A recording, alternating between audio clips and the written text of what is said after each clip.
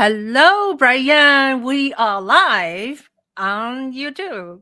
How are you? I'm great. How are you, Ching? I'm good. I'm good. Great to see you. And now I have been talking with you on the phone for a while, and we get to know each other a little bit. Tell us, how you and I met? Do you remember? We have a little feedback in my headphones. Oh, okay. It's echoing. Hold on one Oh, second. Let me fix it. turn off all the other electronic devices. Sometimes, if you have everything on, it gets echoey. Audio issues. That's all right. Okay. That's okay. How did we meet? Well, it's Ching. I'm going to have to hold it like this, I think. Oh, You existed in a shadow life for me. I saw your movie, right? And I'm the only person in America, I think, that rented it. So I rented it, and because I was too cheap to buy it, and I saw it, and it was phenomenal. So I thought, man, I gotta buy this movie. It was absurd because I thought, wow, I watched it, and quite frankly, Ching, it was phenomenal. Now I'm a little biased because I was already an Andrew Yang fan.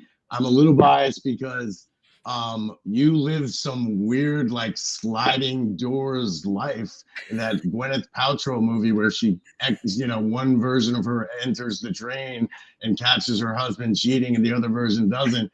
You lived my life. In other words, I couldn't take the Andrew Yang job in Iowa, and you did everything that I wanted to do. So thank it you. was very weird for me to watch the movie. And now being a Forwardist candidate who's a member of the Forward Party, I'm just honored to be on your show and Thank honored you. to have met you, quite frankly, Thank you. Thank you. Thank you so much. Yeah. So why don't you just get rid of the headphone set? because It's I can't working. hear it. It's Oh, not coming really? through otherwise. Oh, okay. Because oh, don't bang on your table, okay? Because when you bang, I can hear the loud noise. But anyway, you're kind of dark now. But anyway, so yeah, so glad to meet you. When you're fixing your audio, let's I'll just read you a Yeah, little my bit. lights just dimmed. Oh, okay. I'll read our audience a little bit of your bio. Brian Max is Sure. an activist, a former national and local award winner, teacher, um, village trustee, musician, author of the memoir, A Fractured Dream, and an educational uh, alternate reality game designer featured in the Global Educator. Currently, Brian is running for New York's 8th district in the House of Representatives on a platform of bringing a new path forward. Now, so we both are Andrew Yan's fan, and so Andrew Yan, one of the slogan is that not left, not right, but forward. Oh, my That's young right. friend Nick is there. Hi, Nick. So Nick is watching us, and Hey, Nick. so tell us a little bit about your platform as a forwardist. Okay, so first let's talk about the forward parties and what are the six central core tenets, because that's what drew me in, and I wouldn't be running if it weren't for that. So let's begin with that. And again, so I'm running as a candidate, but I'm not running against another candidate, Ching. As I see it, I'm running against the system and the broken system and the two-party nature of it, right? And so what we're doing with the forward party is we have six core tenets that we're trying to get Democrats and Republicans alike to consider and to agree to adopt. The first and most important is open primaries and ranked choice voting. And what that means is right now, Ching, it's I believe it's 83% of the seats that are up for election are safe seats. So what that means, like people who are in New York City know this, whoever wins the primary, the Democratic primary, that is, if you're a Republican, you basically have no vote. If whoever wins the Democratic primary in New York City for mayor wins the whole election. So what happens in America and in our situation right now is that 12% of the people, and it's people like me, so we're rah-rah politics, but it's also some cuckoos a little bit or a little too extreme, and people who just, so the politicians have to gear themselves to that extreme, and that's a big problem. And if we made open primaries where you could vote for anyone, and instead of a Republican, or in other words, if I'm a Democrat, you're only allowed to vote in the Democratic primary. If you're a Republican, in most states, if you're a Republican, you can only vote in the Republican primary. Therefore, if you're a Republican in New York State or New York City, and you're voting for the Republican primary, like doesn't matter at all. Because the Democratic guy is going to win most likely because it's a safe seat. There's more Democrats than Republicans in New York. So ranked choice voting is the second part of that, where you put the people in order. A human-centered economy, one that's not just based on the GDP, but it's based on happiness and things that matter, like staying. To me, it matters. A full house, bringing up a family, whatever that family looks like. So a human-centered economy, a fact-based government, right? A government that doesn't go on interests or political whims, but we go on facts. We make solutions from the facts that are on the ground. We have a fast and efficient government, a 21st century government. When I was a trustee in Seacliff, not to diss the old wonderful village, but it was archaic. How far behind? This was 15, 20 years ago. But like literally, the woman didn't know how to use a mouse, and it wasn't that long ago. And nowadays, our governmental infrastructure is decayed, and we need to have alphabet and meta level government infrastructure. So we also have universal basic income. As Ching, I'm sure you remember, Andrew's big policy, what he popularized was Scott Santon's universal basic income, which is a freedom dividend because, quite frankly, the machines are taking our jobs. If you say, okay, Google, talk to Brian Mannix for Congress, and I'm sorry if I just alerted your Google to talk to me, but that's what it's probably just triggered up. But you can talk to my robot for hours, folks. It's insane. We need to make a 21st century government.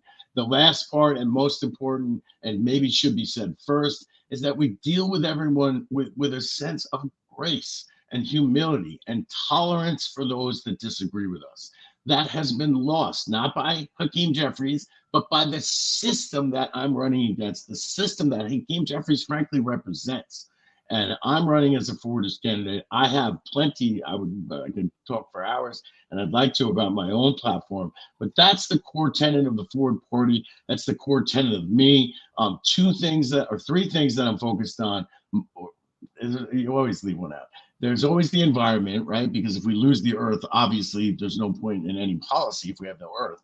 But I'm focused a lot on homelessness and on the educational system, as well as right now the situation in Ukraine and defending the Ukrainian people and their independence. So, who are you against? Are there a lot of candidates right now for this position? Well, there's not that many. And right now, because I am running, I am an independent. I left the Democratic Party officially after the Forward Party formed. And they literally, to their credit, they said, don't do that. In other words, they don't want people doing that because they're not formed as a party yet. Well, I'm a little too impatient. I don't know how many years I have left. I don't know how many years the country has left, quite frankly, with all of the authoritarian talk and with all of the near civil war yet banter that's in the air, and not to mention the world war, which is happening and we're in the middle of right now. We are at a great moment in American history. And I, as the sixth great grandson of Richard Henry Lee, the man that proposed this country, want to make sure that this country is what it ought to be. And that's more so towards the ideals of the Declaration of Independence than what we have right now with the two-party system where you either have to choose left or right, black or white, right? We're not all that way. We're all red, white, black, and blue, and that's it.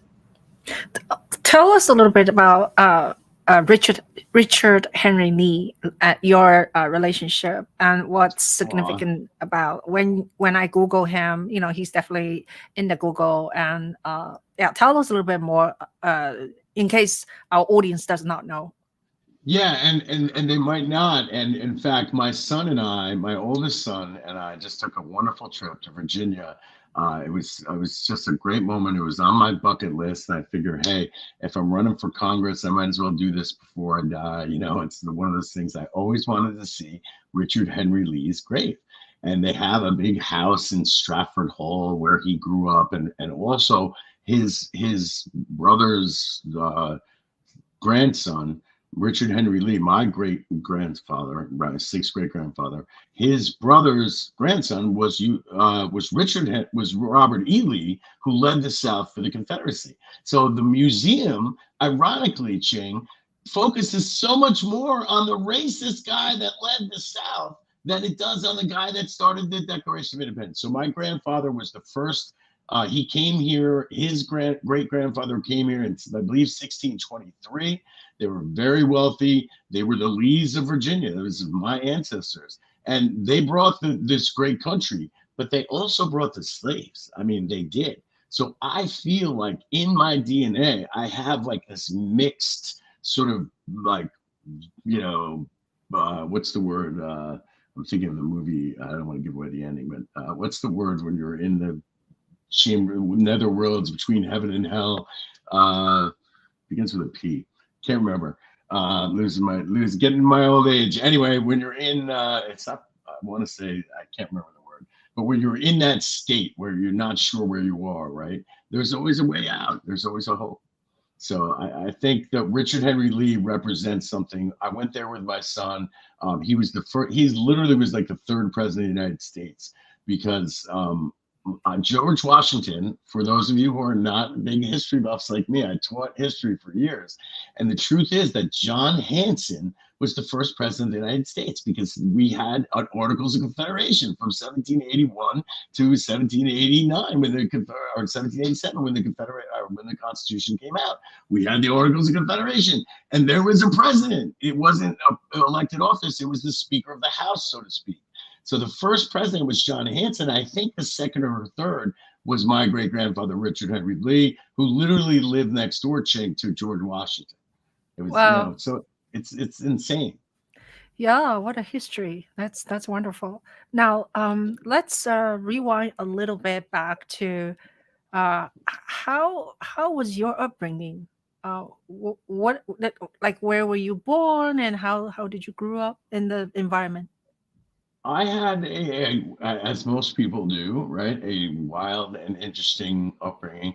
I was born in Garden City to a wonderful mother and father who are thankfully still with us and still hopefully cheering me on as we speak. And they're just amazing people. And my grandfather on my mother's side was also quite wealthy. He built the bricks on Long Island that a lot of the houses were built with. I'm very proud of that fact. His Nassau Brick Company that was in Nassau County, but after the war, a lot of people coming back with the GI Bill who had money got to build houses. And my grandfather's company, his father had owned it, started this company. So I was born with a silver spoon in my mouth, kind of. And it hasn't always been that way. And in fact, it's not that way now, to assure you. But I've been on a long road. But my childhood, my upbringing was I went to I had a lot of opportunities, and I've always been aware of that. Even since I was little, since I was super little, I always had like kind of a thing with money because I don't like it. In other words, I always felt guilty. Even I was like Stewie Ching when I was little, except with money. In other words, I hated it. I was like, we're so rich. It's so obvious that we have so many advantages. I got to go to a private college. I didn't have a debt from it. That's not fair. I mean, no offense, it's not fair, right? That someone else who's just as smart as me doesn't get that. But today, student debt is the most ridiculous thing in the world, right? If people are smart enough to get into college, for-profit college like barely makes sense to me. You know what I mean? There's a lot of Now for-profit the things that make college sense. cost 50,000 to 80,000 a year. Yeah. That's a And lot. now when you can say, okay, Google, talk to WikiHow and basically ask a smart speaker how to do anything on earth and get like step-by-step instructions, I could be wrong, but perhaps college is outdated. Hmm. Hmm. Yeah. Yeah, you know what I So mean? yeah, so looking at your resume, you have done a lot. You were a teacher, and you also have a media company, and you do just a lot of things. So tell us a little bit about like where this teacher, thing. What did Where you did the teacher teach thing come? Well, come I from? taught American history. The teaching, I'll tell you where it came from. Ching, no, it is because the truth is, and this is the truth, Ching. So I've always wanted to help people, right? I wanted to be like a rock and roll star my whole life, and I still do. I'm Eddie Singh in the 31 Days, and at my event, my birthday party, which I hope you all come to, at the Jalopy Tavern and Theater on March 17th on St. Patty's Day, which is the home of the Irish at wherever it is in Brooklyn on Columbia Street. Please show up from 6 to 8. I'm having my 50th birthday party. But the point is, I became a teacher for the same reason I wanted to become a musician. I wanted to reach people the way Bruce Springsteen reached me as a child. The way when I felt all alone, music saved me and it saved my life in many ways. Where I turned to the Beatles and Billy Joel and Bruce Springsteen and a lot of classic rock and roll groups and WNEW and K Rock and Howard Stern.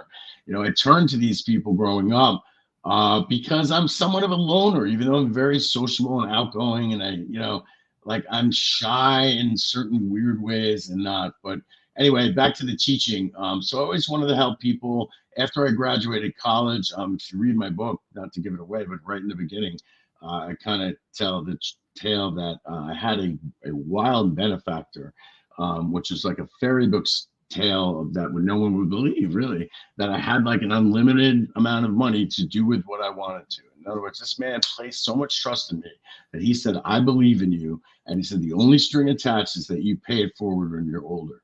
Well, it's my whole life. I've been trying to pay it forward. I haven't made enough money to totally pay it forward the way this gentleman did with me. But I became a teacher to help people. And I literally on the interview said, I'm hanging out my rock and roll shoes.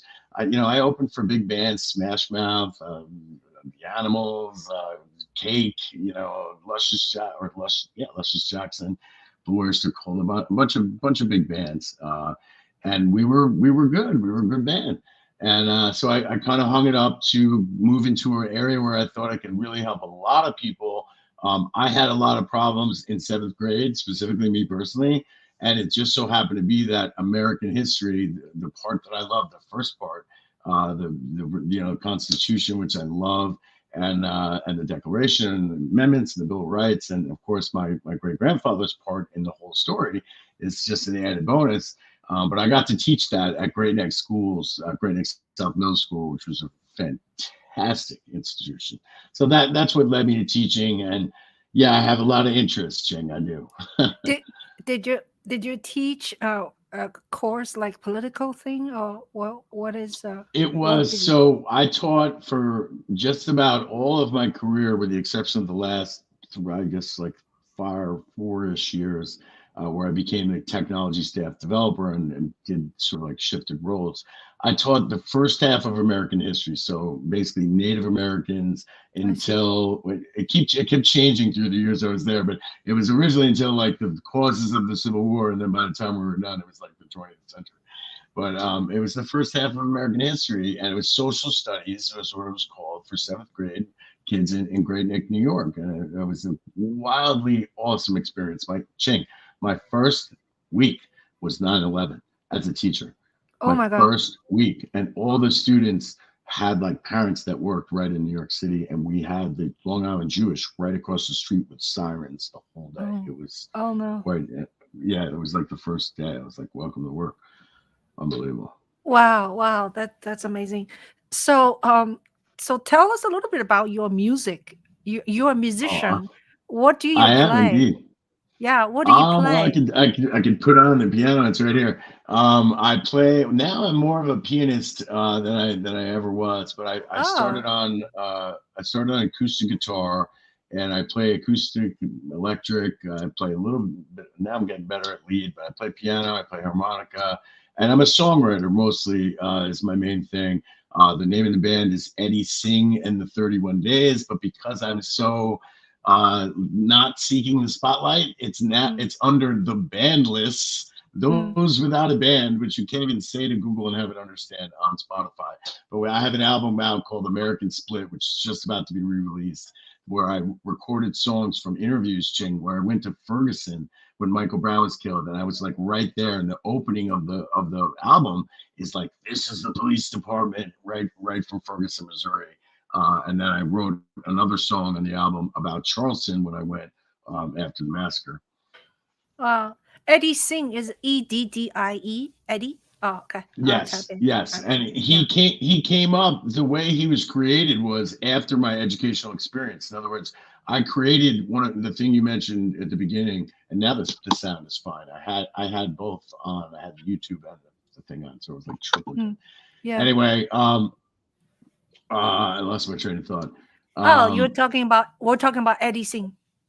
Oh, so yeah. So I created him. He was like a character that I created in this alternate reality game, which was Mm, awesomely fun. It was mm, called, and now I can say it. It's called Skabed and Fremted. But I used to call it Skabed and Fremted, and mm, it means create your future in Danish. And the whole idea of this game, it was called an alternate reality game, or an mm, ARG, which mm, which basically means um, alternate reality game, but it's like Fight Club. You're not supposed to say that you're playing the game. And what mm, we did was we had this storyline for the students in American history that the Raybot spiders, this evil AI paradigm, was coming and altering the internet and changing the story of human history and giving the credit to the robots. And it's this whole story. And here is Eddie Singh, sort of the savior. And when I left teaching, I really felt I used Eddie Singh. I mm, adopted Eddie Singh, which I had already created in this sort of fantasy world, as my persona. I'm actually wearing David Bowie. mm, Ziggy Stardust uh, is like what it's modeled after. mm. Are you reading some of our audience's comments? I'm Shark not. Fin. Shark Fin said, "Spite of the late great Eddie Money, meet Eddie Singh." Oh, the late great Eddie. I sang "Shaken," which is one of my favorite songs with the band Ed's Helmet in Oh, circa 1992 in Lewisburg, yeah, Pennsylvania. We used to do Eddie Money. It was a great song. yeah. Do you have any soundtrack, or can you play us a little bit something? You want me to go on right now and hit the mic? Yeah. Why not? I can make the screen like that. Oh Yeah, your Lord, you keyboard's are right really. there. My voice is terrible. Let's see. Your I'm not voice sure is if I'll get. terrible. Your voice sounding like you had like beer. I wish. I wish. You know what it is, Chin? I honestly quit smoking cigarettes Oh, after 20 good some for odd you. years. Good for you. Yeah. You're still Oh alive. Lord. I know. I'm in extra innings. All right. Let's see if I have to sort of I look can good on hear this. you. Yeah, I can hear you very well. You can? All Yeah. right. Should I get the mic and get all? Hello. How Get about on. that? Better or worse? It's no, not so. It's too echoey. It's too echoey. Okay. So this song is just it's about something that we all want, something that we all need, but sometimes it's a little bit out of reach.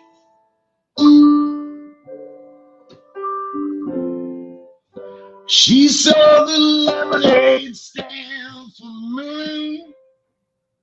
She saw the lemonade stand for me. With a wad of cash in her hands and an eye of romance, she turned to catch me if you can. So I turned and ran, right, scream and run to the lakeside where we go every night. The things that we got satisfied, well, baby, they'll come true. The things we ought to do. Then she told me about the dream in the night, the dream in the day, the dream won't let it live in you. Still has something to say. Well, I don't know you anything. I don't know you anything. I just might wear my wedding ring this 4th of July. Well, I don't know you anything. I might just show you everything. Just won't teach the world to sing this for. It's 4th of July, about independence. Sort of shortened version. Nice. Oh, dear word. Well, Yeesh. yeah, yeah, very good. In the middle of it somewhere, it was a little bit over loud. So Yeah, the well, microphone. Yeah. So meet, I welcome to Brian. Over loud is kind of the general news. over Right? I loud. mean, come on. Yeah, that's nice. Very nice. I can feel it. I can feel the musicianship. Very nice. So Shark Fin is a great song. All right. Uh yeah, so let's talk about do so do you consider yourself you wear so many hats, musician, teacher, educator, and also now uh politics. Tell us a little bit how Public you servant. got into this yen thing. Like, when did you first heard about Andrew Yen? And That's does he know you, or do you have any kind of relationship with him? Do you think he will um endorse you? I certainly hope he will endorse me. I've met him several times. Mostly I met him the first time at the night the Democrats took the House, when right after before he ran in 2018. I was at his headquarters with Zach Grauman, his partner, who was joking that Mitt Romney might be his vice presidential candidate. And I hope he was joking, or maybe he wasn't. Good. Mitt's not such a bad guy to get as a forwardist. Anyway, I came to Andrew Yang in like March of 2017, right after he announced. I think he announced right in like February of 2017, and it might have been the first article that he was in. It was in MIT Technology Review, which I'd recommend to anyone that loves technology or really just wants to be on the pulse of things. It's a great magazine, and which I don't read all the time. I'm not that smart, but I happened to stumble upon it, and it said, something about this guy who says that automation is coming to ruin the world, and I'm like, duh, I'm a tech guy. I know automation is coming to ruin the world. Like, who doesn't get this? Every person I see, I'm like, bye. I'm like, I just replaced you, with my robot. I'm like, sorry. So I met Andrew Yang. I went to his website, and I remember this was during, this was when, Barack is gone, and we got Hillary, and we got Trump, and they weren't even really around yet. All right, Hillary was, but Trump, this was way before things really got cooking, right? But I went to the website, his website, that in that March, right after I read the article, I went on, and I went on his platform, and to be honest, Jing, I mean, I just was absolutely astonished. I'm getting weepy. I just thinking about it. I was blown away, and I'm Do serious. you I wanna cried. Ching, I could you? Ching, I need a tissue. I do. I need a tissue. I do. I'm John Boner for crying out loud. I am. And I'm serious. I cried. I kid you not. I swear to you. I cried because I thought, finally somebody gets it. Finally somebody's gonna be able to save my kids. Finally somebody's gonna help the future, because yes, the robots are coming and they're taking our jobs. If you say, okay, Google, talk to Brian Mannix for Congress, you'll get a pretty good idea that if you dress that thing up and put a skirt on it, we're in a lot of trouble. And it wouldn't be that hard to do. So we're in trouble. We have to use this. And when I found Andrew Yang, I thought, this guy's brilliant. He's got unique, creative solutions that dismantle this ridiculous two-party duopoly that we're stuck in. And while he tried to do it as a Democrat, he realized that the powers that be are too entrenched, and they don't want Bernie. They don't want socialists. They don't want anybody messing with the Democratic establishment and who represents that more than anyone else but Houdini Hakim. I won't say that because I've never met the guy, and I won't call him a Houdini Hakim. I'm sure he's a great guy. I honestly am. I'm not running against him. I'm running against his office and the structure and the Democratic Party and the fact that everyone has to get in a nice, neat little line and agree on every issue. That's not the way humanity works. I want to do like Andrew Yang and put humanity first on every issue, regardless of party. I'm a Republican. I've been a Republican. I've been a Democrat. I've been an independent.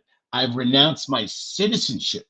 Okay. I did officially, whether it was official or not, who knows? I did. Is my campaign staff happy that I just announced that? Probably not.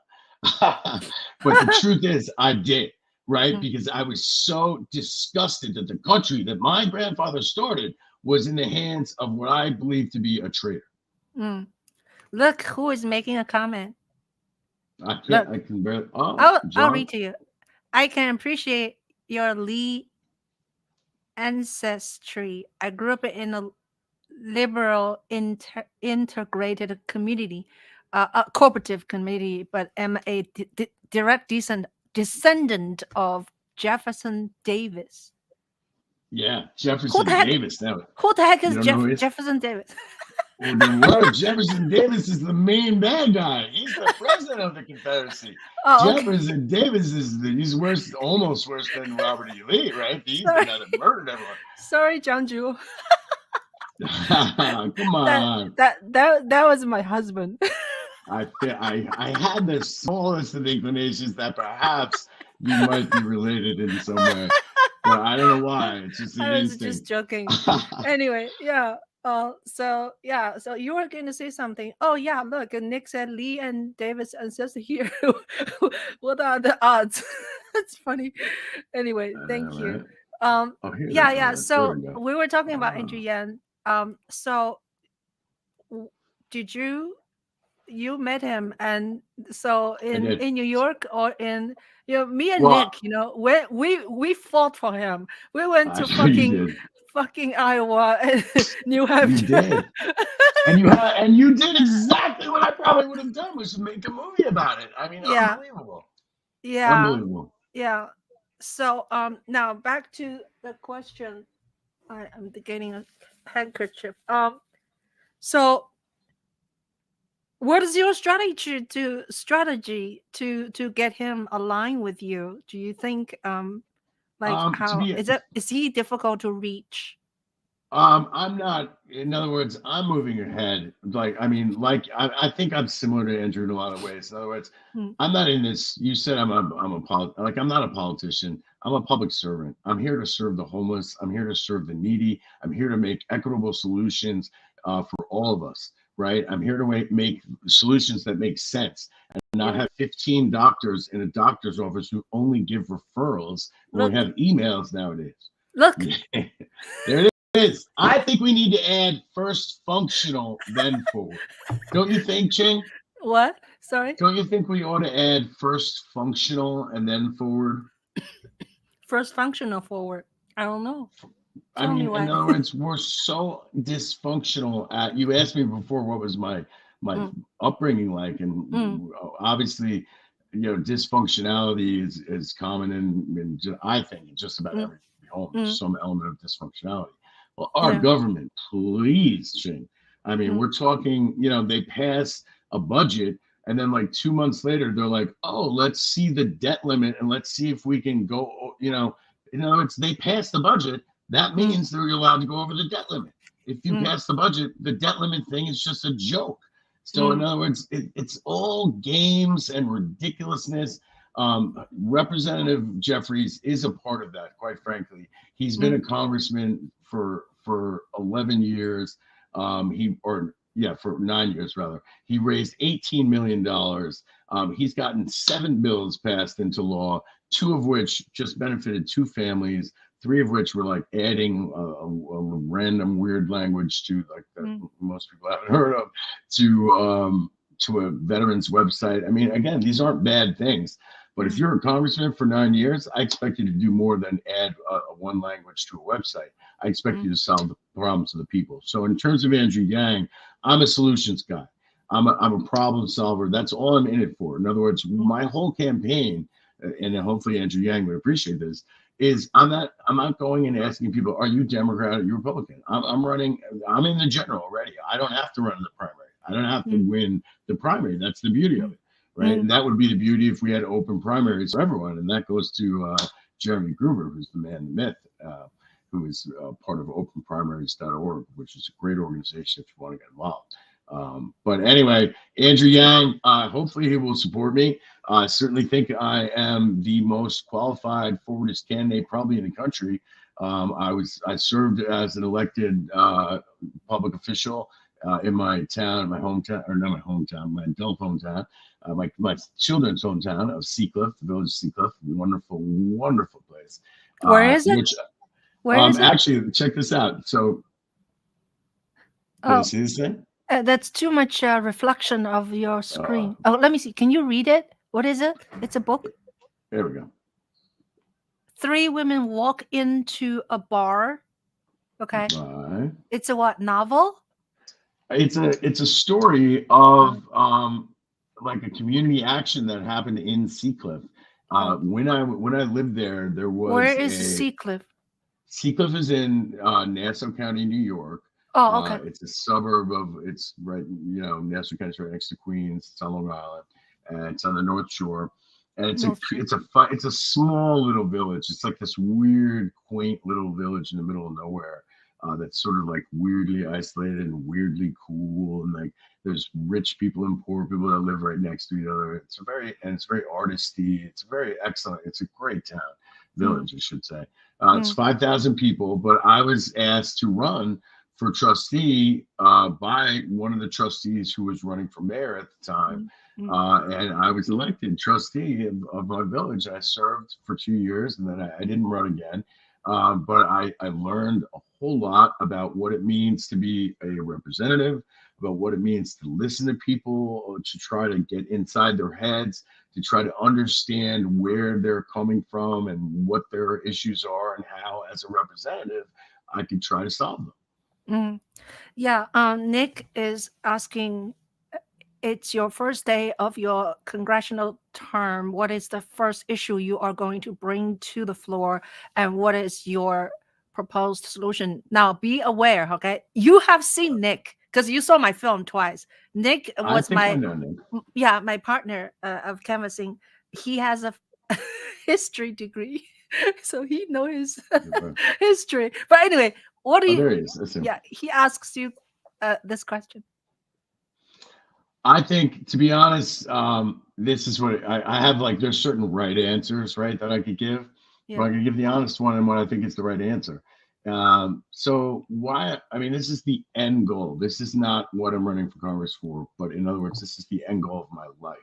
This, if I have to leave this earth, which I assume I'll have to at some point, and hopefully not that soon, not go wood, right, Ching? Happy I want birthday. to. Yeah. By the way, right? Yeah. Thank Yeah. you. When exactly is your birthday, by the way? I'm gonna miss it. It's Sunday. It's this Sunday. You mean coming Uh, Sunday? this coming Sunday, I'm gonna be. Which is I'm gonna 13. the 13. 13th. I'm gonna be Oh. 50 years old. Yeah. Oh Yeah. my God, you're an old Uh, man. No, just I kidding. am. I Just am. kidding. Believe me, I am. I am. I feel old. I hate to say it. I do hate to say it. I Yeah, feel a no, oh, little no. old. So we're talking about your what are you gonna do when you first Yes. So peacecraft.us is a plan that I have implemented about 5 years ago to try to bring a moment of silence to this earth. And I've developed quite an extensive plan. You can go to peacecraft.us. I hope to God it's up right now. I'm fairly certain it is. I had a memo that it wasn't. But I believe peacecraft.us is up and running. Yes, it is. And it's send me a link in private chat, please. Did you see a private sure. chat? Yep, yeah, And yeah. then I can bring up. Yeah. Beautiful. Yeah, so the idea is this. I was inspired when I worked at Great Neck. This man named Frank Bua, who's a colleague of mine, gave me a documentary called Peace One Day. And the documentary was the tale of a man, Jeremy Gilley from Great Britain who was just like a B actor kind of guy. And he said, in honor of his grandfather, he didn't realize why the United Nations, which is designed to bring peace on this earth, doesn't have one day where they ask everyone to stop fighting. Like they literally don't. Like there's no actual resolution. It's like, duh. So this guy Jeremy made this whole documentary, much like yours, Ching. Not much like yours, but it was also a spectacular documentary. It really was. I What is highly it called? recommend it. It's called What is? Peace One Day, and there's Oh, an Peace One Day. organization Oh, called okay. Peace One Day. It's a Okay. fantastic group. Okay. So Jeremy decided he was going to go to the United Nations and call everyone, every Nobel laureate that ever won the Nobel Peace Prize. He wrote a letter to, and he said, "Why don't we have 24 hours of ceasefire? Why don't we get the United Nations to pass a resolution that says, duh, why don't we ask the world for one day to stop fighting? Okay." Duh, it seemed like a great idea to me. So he does this whole documentary about it. He gets Johansson, what's her name? Charlotte Johansson, I guess, or that's not it. What's Brad Pitt's wife's name? Brad Pitt's wife? You mean former wife? Former wife. Yeah. Oh, Jennifer Is it her? something. Jennifer. No, not Jennifer. Oh. No, a different one. Oh. It doesn't matter. But Jude Law got involved, and once Jude Law got involved, the United Nations passed his bill. So the whole thing happened, and ironically and sadly, they passed this day, and they actually had, while we were fighting in Afghanistan, a day where they took the day off and they gave immunizations to a whole bunch of people in Afghanistan. I was wildly inspired by this movie and kept it with me, but always thought, as a teacher, I know that you break difficult tasks down into little tiny pieces, right? You break them down into tiny pieces. That's what special education is built on, right? You take every task and break it down into smaller, more manageable pieces. So rather than ask the whole world to have peace on one day, why not ask each country to have a 24-hour ceasefire and then put them all in a row? Right. So do it like a filibuster. I know that word has recently become like the Antichrist, right? But I never understand what is a filibuster. I love the filibuster. I'm personally in love with the filibuster, and what is it? So it is the concept that it's a rule in the Senate, in the United States Senate, that means one individual senator of 100 can shut down the United States government by basically, and they're supposed to, although they don't do this anymore, which is the problem, they're supposed to get up and take the floor and start talking like I am. And I could go on for a few moments as a senator, I can show you that. But anyway, the moral of the story is you can shut down the whole government if you filibuster, and then it takes 60 votes, which is called cloture, to close down the conversation. So to get the person to shut up, you need 60 votes, whereas you only need 50 to pass a regular bill. So the problem with our government is that the filibuster has kind of ruined it, because everyone just says, oh, we're going to filibuster. And everyone goes, we're going to filibuster. Oh, no, let's filibuster. They're going to filibuster. So, oh, no, we can't do it. So nothing ever gets done. But with peacecraft, the filibuster idea is you do a single day of peace, one after the other, right? You just add up the countries and go right in a row. But because we live in an international world, why not? And we live in a media world, why not do it in their home time zone, right? So we do 3 countries a day for 67 straight days, right? We put all of the ones in front that are at peace currently, so it's a gimme, right? If you're already at peace, it's not that hard to bring peace to the country for a day. And we have big celebrations, wild, huge celebrations. It's kind of like Live Aid meets the filibuster meets the Olympics meets Pokemon Go, because there's a whole I swear to you, this is all written up. I had the countries already aligned as to what days based on their national independence. Conspiracy is born. It's not a conspiracy. So my first resolution will be to have the United Nations adopt peacecraft.us so we can bring a moment of silence for 67 straight days, one day of ceasefire in all 7 countries, and then God willing, one moment of ceasefire where after 67 straight days, broadcast live on Google, or God forbid I say Google Alphabet, Meta now, and all the clubhouses you want, Ching. We are clubhouse junkies.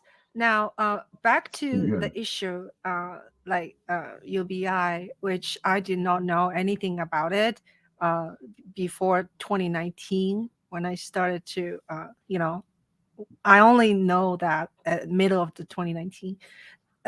Do you think UBI is like a concept? Is that a dream? Is Do you think that we are ever going to have that? I absolutely do, no question. I think there. I mean, there's a lot of, how do I say this? There's a lot of stuff that's going to happen that is certain to happen that hasn't happened yet. That like some percentage of the population knows, and the rest of the population doesn't. So like when Andrew Yang ran in 2020 for president, the truck drivers don't necessarily know that they're going to be replaced, but the truck drivers are going to be replaced because they're all going to be automated, and they're not going to be able to compete with automated machines that can work 24/7. So every truck driver is going to be out of business. Every rest stop worker, every waitress at every truck stop is out of business. Every motel by every truck stop is out of business. Every super gas station by every truck stop loses money. Every mall. Have you been to the malls lately? How about the movie theaters? How are they doing? They're all empty shells. We're in a big house of cards, folks, and the machines are gobbling us up. And now with the pandemic added on to that, which made us all like these catatonic consumers who are like just eating Amazon and kind of like scared to do anything. Every business is now hanging on by a thread.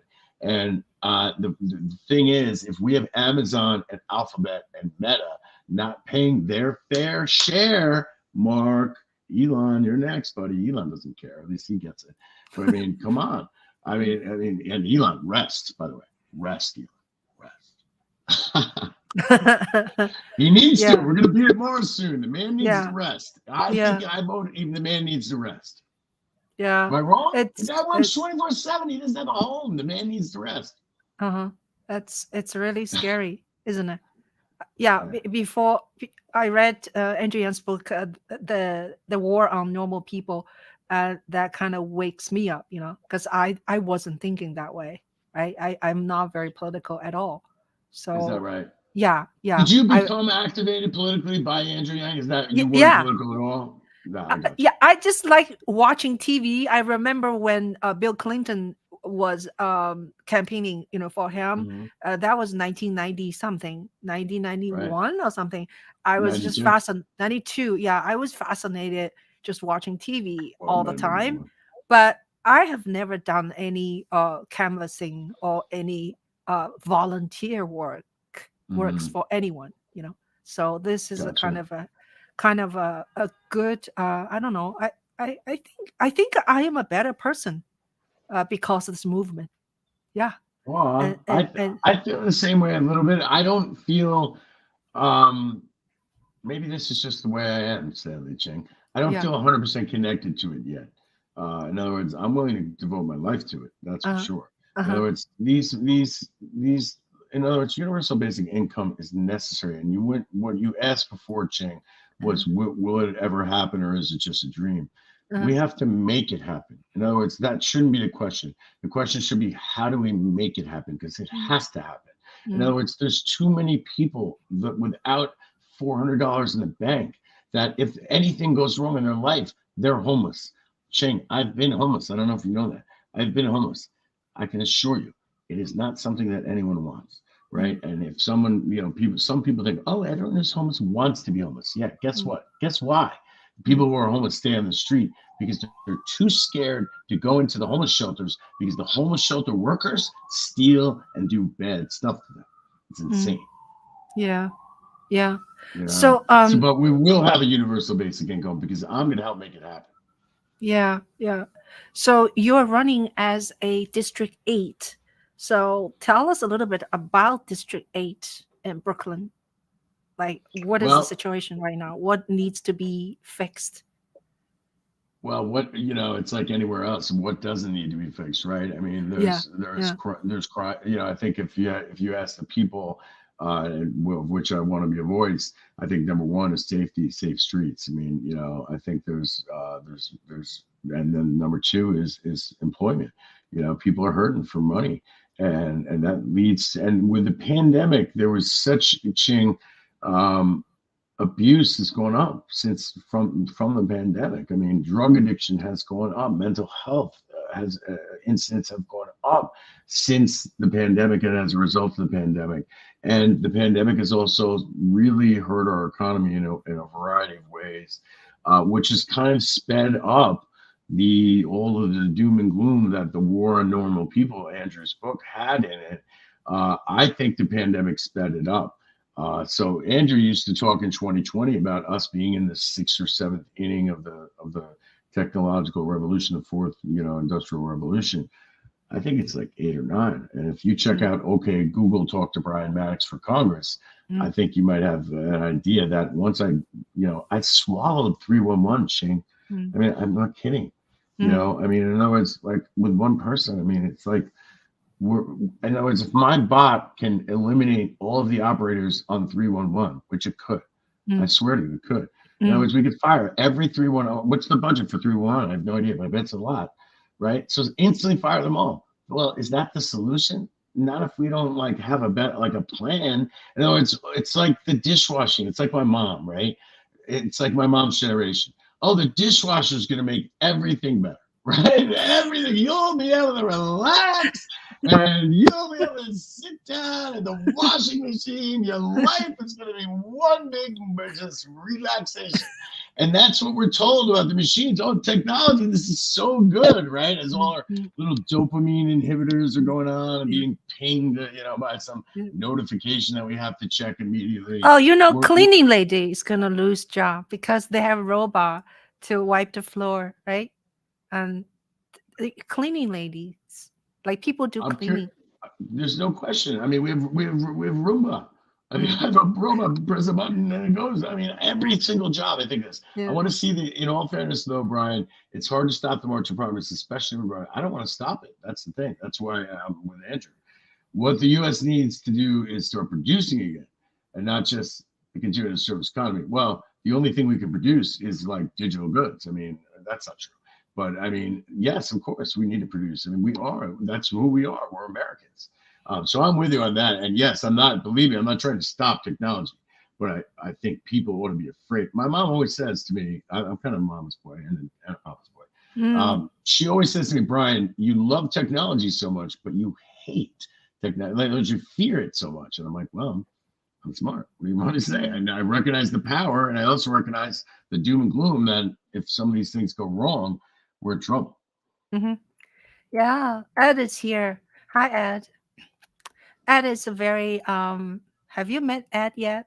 So Ed has a podcast and he's very knowledgeable about politics and he's very opinionated.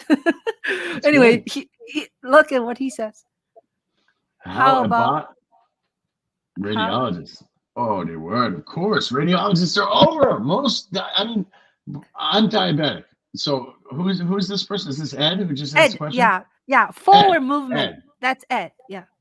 Ed, listen to me, Mr. Forward Movement. I'm with you. Yes, all radiologists. Good luck. In other words, bye. We have computers that can detect cancer far better than a human. So why would we use a human? In other words, those radiologists need to start looking for other jobs, right? Okay. I mean, that's a fact. I mean, and again, you can say, oh, that's the future, whatever. All right, maybe it's 7 years down the line instead of 3. Right? Oh, that's his name. DJELF7. DJ Elf, it's Ed in the house, the DJ to the 7th, the man himself, the myth. I'm sorry, I didn't know the Ed was in the house. That's his stage name. So sorry. It's such a weird name. I never remember that, Ed. DJ Elf? Yeah, I every lady's fantasy, don't you know? Oh, really? Oh, no, I don't, because I was born in China. So he told me that. I mean, you know. Yeah. Anyway, Ed, how are you? So anyway, what were we talking about? Good question. We're talking about he mentioned of the Forward Movement, and DJ to Yeah. the seventh, Yeah. mentioned radiology and the jobs they're going to be replaced. Yeah. And in other words, we need, that's part of the universal basic income. Now, I don't want anyone to think, and this is not what universal basic income is. In other words, we're not giving an income enough to live. Okay, that's important to remember. We're giving an income enough so that if there's an emergency, you can live. To play, to create. I see universal income is that extra money people can stimulate their creativity. Whereas otherwise, people just go to work, right? Go to work 9 to 5. By the time they finish 9 to 5, they came home, they're exhausted Yeah. and they cannot do creative work enough. So that's how I feel. I'm with you, and it's the type of thing, and for plenty of entrepreneurs as well, and creatives and artists, and with the Web3 economy coming Yeah. in and NFCs everywhere, we have a new world. And what I think, Ching, honestly, I think this is important in this new world. In other words, in my race, like when everyone says, "What are you going to do about immigration?" I'm always like, "Oh, you mean the people who see the 12 flashing all the time, from back in the day, like who still have VCRs?" In other words, those are the immigrants, the digital immigrants, the people that don't know technology, and they're going to go away. It's anyone older than me, pretty much. I mean, I'm about at that cutoff where technology was embedded in society in America at anyone who's born about 1972. Andrew's a few years shorter than me. So I think he's a little bit more of a digital native, which probably means he's a little bit smarter than me, just by the fact that Yeah. he's young and more connected to computers. Yeah. So my audio is a little funny. I lost my audio. Can you hear me? No, you're good. I can Oh, hear you okay. fine. Yeah, it's kind of lost right now. So for your campaign, do you have any obstacles? Like, what do you need people to help you? You don't need the signatures, right? Not yet. We can't get the signatures until April I cannot hear 16th. you. Sorry. Hold on, hold on, hold on, hold Oh, on. Let me see. Why is I don't, let me put automatic. Okay. you hear me Um now?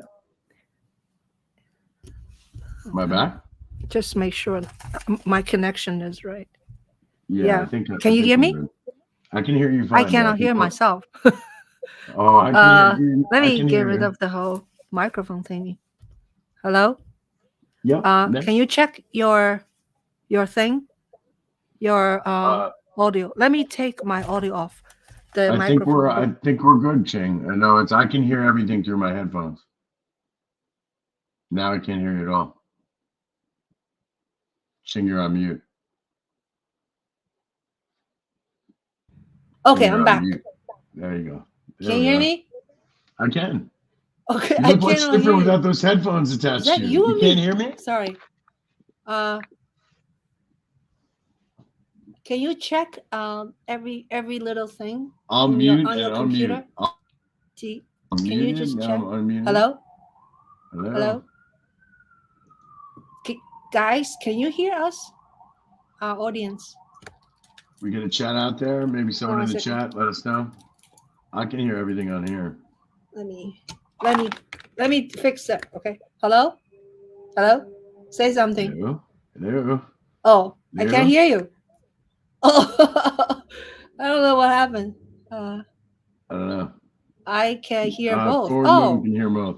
that's I think we're strange. good. Okay, that's very strange. So yeah, I cannot hear myself. What can I say? Hold on. So Brian, why don't we why don't you just keep talking, and then when I'm fixing my stuff, okay, just tell our audience, what do you need? Like, if say you want people to help you, what are the things you need? Well, there's three things really that we need right now. Being a public servant, I always go to the volunteers first. In other words, I hate when people ask me for money, and I don't blame anyone for not wanting to give money to a politician, right? But I'm a public servant, and the money that for my campaign is going to go almost directly to homeless people. So We are going to be giving phones out to homeless people. We have a group of interns. So if you want to join the internship program, if you want to join as a volunteer, we'd love to have you. As you can go to Mannix for Congress. You sign up. You can email me. Anyone who wants, you can call me 507-400-SING for my Eddie Singh last name. But you can certainly call me or email me at brian@mannixforcongress.com, and we can get you put into the right position. I have a pretty large staff at this point, which is fun and amazing. But the other way you can help us is by donating. Quite frankly, if you want to go to Mannix for Congress, click donate. We are welcome to take donations. I have to pay my staff. I've put my own personal time into this. And as I said before, I was recently homeless, so I don't have all that cha-ching. I've got a lot up here, and I've got a lot in my heart, and I'm committed to doing whatever I can to win this race for my kids, essentially, and for the next generation. Because, like, when I was interviewed with the National League of Conservation Voters, one of the things I really recognized was that, in other words, we need to plan for 3052, right? Because the Earth is still going to be here in 3050, and I think that's what my campaign is about: solving the problems of now and looking long term. One of the biggest issues. So you can donate to my campaign. You can first volunteer, right, before you donate. See what we're all about. See what I'm about. And before, don't give all your money first. Come to my party for my birthday, please, right, at the Jalopy Theater and Tavern, 315 Columbia Street in Brooklyn, where we are going to tear the roof off for St. Patty's Day from 6 to 8 p.m. And you are all invited to have some drinks and to listen to some music, hopefully better than what I just did. Well, hopefully I'll have a voice next week. We'll see. To wrap, yeah, we're doing good. So I think the third thing I would say is listen to my robot. I hate to say it.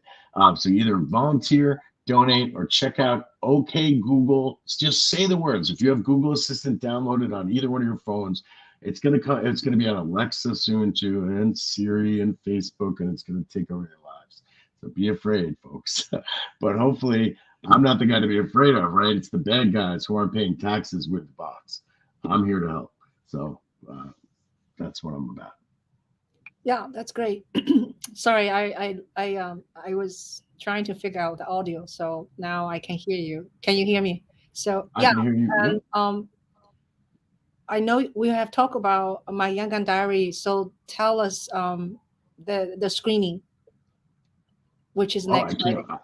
I can't wait. You have no idea. All right. So first of all, it's not fair that Ching Juhl is interviewing me, because Ching Juhl is now like my hero, like the way I think Andrew is your hero. In other words, she's the myth. I mean, you have to see the movie. First of all, you have to see it. You're crazy if you don't see this movie. It's an inspirational tale of people like Ching who basically cut their. In other words, the way I see it, Ching, is that you saw like an opening in the time-space continuum with Andrew Yang, and you're like, this is my moment to change the world, and you like dove into it, and so did a whole lot of other people who went down to Iowa who saw the same moment you did, that I saw too. And unfortunately, I had to turn down the job, which was like my worst nightmare of all time ever. The hardest decision I ever had to make was saying no to go work for the man I wanted to make president, who I still want to make president, Andrew Yang. And I don't even think he wants to be president, which I don't blame him. But in other words, the man is the myth. The movie was phenomenal. It's a story of people. It's a story of Ching Juhl going and committing her life to Andrew Yang, and the wild ride that is public politics, and then weird. It's like, it's a little bit like the theater. If you've ever been in the theater or been on a play, it's a little bit like that. You get really close with the people for like Hell Week, and it's like, here comes the event, right? Am I wrong, Ching? Wow, thank you. It was a great film, and I hope everyone goes March 18th. All right, so the 18th, right? Friday the 18th? Friday, yeah. Friday 18th. Friday. So a week from this Friday, a week and 2 days away, you got to come see this movie. And at the Village Theater, it's unbelievable. Cinema Village Cinema Cinema, my bad. Cinema Village. It's Is it at cinema? it's called Cinema. Let me just type it out. And it's a funky little theater. They play lots of provocative and independent films. So it's 22 East 12th Street. Yeah, and then we're gonna afterwards we're gonna find a place to hang out. There. Are we gonna tear it down? We're gonna tear it down? I mean, I think right. I mean, in celebration, I think Yeah, we ought to, yeah. tear it The, down a little yeah, the problem is very difficult to schedule where because I don't know exactly how many people is gonna have coming. But for right now, I can say in my end with our young gang of friends, probably I don't know, 25 people at least. Well, I'm bringing a little posse myself, so Okay, okay. And then uh, we'll have I'll say, 30, 35. yeah, you should have 30. Yeah, yeah, Yeah, it'd be so nice. I can't wait to see it again.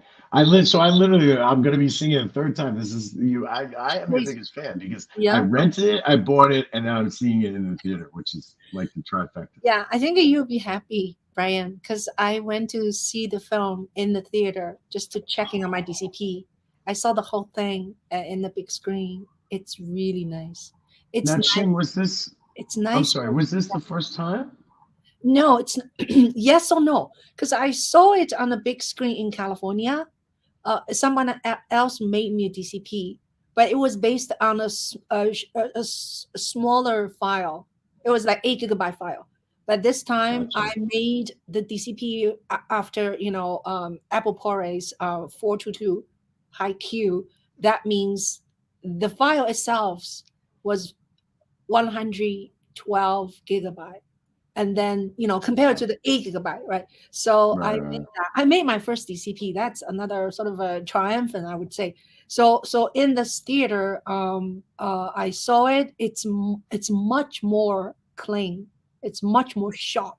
Yeah, Is it, it? Is yeah, it? yeah, Oh, good for you. I than in can't wait. California. This is gonna be fun. This is gonna be fun, and I can't wait to meet all the legends in the movie. No offense, Oh if some yeah, of them are there. oh yeah, I mean, you don't understand, folks out there listening. Honestly, like these are people that are gonna change the world. Like these yeah, people in the Yang Gang. Ching Juhl is no joke, and neither yeah. are these people. Nick is coming. So Nick I is can't wait coming. to meet Nick. Yeah, Nick Rivera is coming, and Shirley is also in the film coming. Jack Chan and his wife is gonna take a train to come, Nice, and they're gonna nice. stay in my house. Yeah, uh, Oh, and yeah. Sam is coming from Virginia. Sam, So this there's is a a big guy. reunion for you. Sam is a guy, he had a lot of beard. He was canvassing back and forth, walking. Mhm. And then he says something in the car, says, "Oh, this guy, this dude, he talk about, what do you call, going to moon or something." Anyway, he's coming. And of course, Yunjie is our young and our team also. Yeah. But many, actually quite a few young guys. My best girlfriend is coming. She's Nice. always very supportive. And Peter Aw. Mancu is coming. Yeah. So Peter Mancu is the one holding a whiskey in the end. We were all so depressed. He said, "Let's let's have some Aw. fun." So anyway, yeah. And Yeah. yeah. Anyway, yeah, it's very good. I think that this yeah, we had a good run right now. Do you have anything else uh, we haven't touched base and you want to mention or shout out? And I would just say if you're out there and you're sick and tired of the black and white, the back and forth, the gridlock, voting for the guy that's your representative or the woman that's your representative, the transgender that's your representative, and thinking things are going to change, they're not unless we don't move left, don't move right, but move forward with non-open primaries, ranked choice voting, and a new third and hopefully fourth party eventually. But we're starting with the Forward Party, putting humanity first. And that's what the Mannix for Congress campaign is about. You can go to mannixforcongress.com, find out more. If you have Google Assistant or Google Home, you can just say, okay, Google, talk to Brian Mannix for Congress. You can talk to me for about 8 hours about any question you have. yeah, thank you so much. We're not gonna do the rapid fire just because I have Oh, another meeting. Yeah, you want to do it? okay. You want to Yeah. do rapid fire? Why not? Oh, okay, okay. I don't know what it is, but it sounds. You don't you don't even know what's rapid fire. Well, Okay. I have a Rapid fire general means idea. I mean, you have to answer very short. Okay, like I ask them. forget it. I failed already. Okay, all Go right. ahead. What's your favorite color? Fuchsia. What? Fuchsia. I don't even know. Fuchsia. Oh, what? I don't even know It's what. like a hot pink. I'll show you. Should I get Tori Amos? Your You want shirt. to show? You, Yeah. you. It's almost. It's kind of. I must have some somewhere. Okay, it's okay. I It's have. okay. I Yeah, just yeah. don't know the word. Sorry. Yeah. It's like a hot pink. Go to my. It's on my website. It's on my Oh logo. my God, that's not very macho. I'm not very macho. No, I'm debonairly unmacho. I'm extraordinarily debonairly unmacho. I disarm with my unmachoness. Yeah. It's my whole Okay. move, Ching. Yeah. Ching, you're killing me. I'm Well, not. I'm not. I'm not going for the macho, right? I could okay. be the Morbo Oh man, but my I'm God, not. it's too long. I said Okay. fuchsia. What do What's you your want me to say? what's Answer the your other. what's your favorite food genre? What's my favorite? What? Food. Food. Oh, genre? Oh, I see. I'm a diabetic, so I buy hamburgers for crying out loud. I'm not a huge food guy. I would say my favorite food genre is double egg and cheese. Oh, That's what oh, okay. I Um, would say. if you have a chance to have dinner with three person, their life, who would you choose? Well, you, of Separate, course, Ching. separate Just dinner. kidding. Separate dinner. What's Okay? that? Separate dinner, not at Oh, once. separatists. I got you. Okay. It's funny. Like I've played this game before, so I always kind of go. There's a few that I always go with, but I'm gonna say Obama, right? So I can, of course, put him at the UN when I do Peacecraft.us. Um, Probably Bruce Springsteen. And if I had to, can I pull someone from the grave, or do they have to be living? Live. Not Live. Richard. Not Richard. Not your great great grandfather. No, I wasn't gonna. No, I already I spoke to him when I went to his grave. Come on. So Brendan, come on. Third would be I'm trying to. I'm gonna go with, just so I can torture her, because she's not starring in the movie I made. Definitely not Emma Stone. I made a movie called What Is Sexy, and Emma will never star. Mm, okay, So cool. she's the third, Emma Stone. Yeah. So you're pretty simple on food. What about if I bring you to a club right now? What would you order? A club? What would I order for drink? Yes. It depends. It would very much depend on my mood. But right now, because I'd like to be a little more chill, because I'm a little on edge for this interview, I'd ask for a Merlot probably, to give my body an ease, to settle me down a little bit. You know what I'm saying? Just Too get that long. Short. Merlot, What do you? Oh, so you don't tell me. What? Merlot, Oh, Merlot, oh, wine, Merlot. wine. Okay, I love Yeah, Merlot. yeah, Yeah, I love yeah. Merlot. Yeah. I do Um. too. Yes. So, have you traveled a lot? What country you would like to like have fun for a whole year without doing anything? Well, I could never do that. So unless I had like a pen or a guitar or something, I would die if I did nothing for a year. Unless I was like had the headphones and had like unbelievable suntan lotion. But I would say I'm really curious. I know this sounds weird, but or maybe it doesn't. I'm really curious about Dubai. I'd really, really, really want to go there and see what this, futuristic, weird city that was completely built from scratch in the middle of nowhere, where they like built it with machines carving out the world. It's impressive, and I'd like to go check it out. To be honest, for a year, I don't know, but that's it. Dubai, What is the most dangerous thing you did? going to Ferguson, and breaking the curfew and being on the line with the riot police when the people came and there was like tear gas and everything. Oh my god. What is your favorite junk food?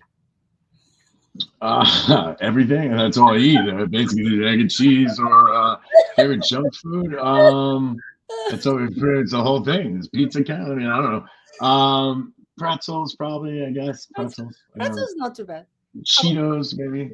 Cheeto? Oh, Like, Cheeto's bad. not as lot good. of Not as salt, good. lot of Little, salt. pep, Yeah, little yeah, Pepperidge Farm. yeah, yeah, Yeah. yeah. So, what is, uh, I, I assume, I don't know, what is the Just weirdest date you ever had? the weirdest. That's a very interesting question. I've had remarkably few. How do you even know I've ever had a date? I How don't know. dare you? No, you How said, dare you? no, you said Shame you could, you my said, virgin self. you said You you do know could I have bring a children. date to my party. Remember? Well, you don't have to reveal everything to the world, my child. And now I've ruined all my other dates. I've destroyed now. Uh, Okay. No, back to the question. I'm delaying. What was the weirdest date? I would say the weirdest date. Let me think. I haven't been on too many dates, honestly. I'm not a date guy. I'm more of a, well, it's a long story. Um, Weirdest date? I would say it's not a good story, but I mean, uh, there's a comedy club and Governor's Comedy Club. uh-huh. Yeah. Do I tell the story? I'm blushing. Yeah. Did you answer my question yet? Yeah, Governor's Comedy Club with a woman who was fantastically gorgeous, way older than me when I was young Okay. and naive. Oh, I see. Wow. So, yeah. And how are you, as a father? I know you have, three kids. Three Yeah. boys and an angel girl. Yep, Yeah. Yeah. yep. So, I how, what would I say? What is your, principle to raise good kids? How do you raise them? I think I can answer that with if I could pull off this poem, I would say it. The True Gentleman by John Walter Whalen. This is my motto, and this is my fraternity poem. True gentleman is the man whose conduct proceeds from goodwill and an acute sense of propriety, whose self control is equal to all emergencies, who Mhm. does not make the poor man or person conscious of their poverty, of their obscurity, or of their inferiority, who humbles himself if necessity compels him to humble another, who does not flatter wealth, cringe before power, or boast of his own possessions or achievements, whose deed follows his word, who speaks with sympathy and kindness. And this is where I always forget it, but something along those lines. In other words, ethics, right?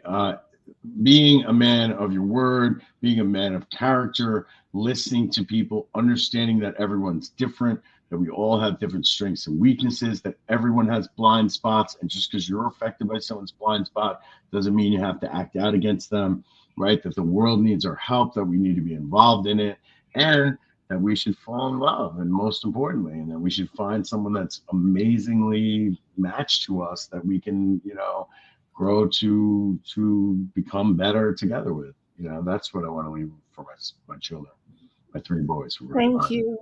Thank you unbelievable. so much. And Ed was asking, is there any, discount ticket? So I just put it there.